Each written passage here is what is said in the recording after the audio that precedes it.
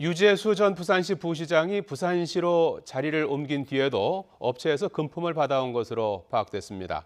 뇌물 문제로 청와대 감찰을 받고 금융위원회에서 퇴직해서 자리를 옮겼지만 개의치 않고 뇌물 수수를 이어간 겁니다. 박석영 기자입니다. 유재수 전 부산시 경제부시장은 뇌물 문제로 청와대 감찰을 받은 뒤 금융위에서 물러났고 지난해 부산시 부시장으로 영전했습니다. 그런데 부산시로 자리를 옮긴 뒤에도 뇌물을 받은 사실이 검찰 수사에서 드러났습니다. 검찰 공소장에는 유 전 부시장이 취임 2달 뒤 채권 추심업체 A 회장에게 자신의 이름으로 추석 선물을 대신 보내달라 요구했다는 내용이 담겼습니다. 자신이 선물할 사람들에게 40만 원에 육박하는 소고기를 보내도록 시키고 돈은 주지 않은 겁니다. 같은 해 11월에는 A 회장에게 출판사를 통해 자신의 책 100권을 사도록 시켰습니다.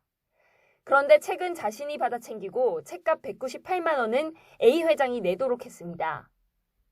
공소장에는 금융위 재직 시절 금품 수수 혐의에 대해서도 상세히 적혔습니다. 유 전 부시장은 금융위 재직 시절인 지난 2010년 서울 강남에 있는 아파트를 사겠다며 A 회장에게 2억 5천만 원을 무이자로 빌리고 1천만 원을 갚지 않은 것으로 적시됐습니다. 이유는 황당하게도 유 전 부시장이 집값이 오르지 않았다고 푸념하자 돈을 빌려준 사람이 1천만 원을 받지 않은 겁니다.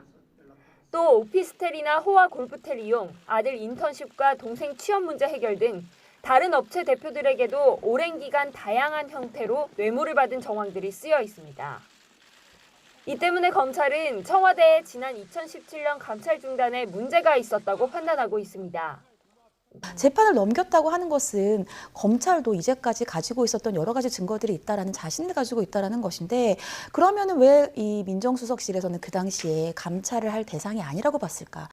검찰은 조만간 당시 청와대 민정수석이었던 조국 전 장관을 불러 감찰 중단 배경과 여권 핵심 인사들의 영향력 행사 여부 등을 조사할 계획입니다.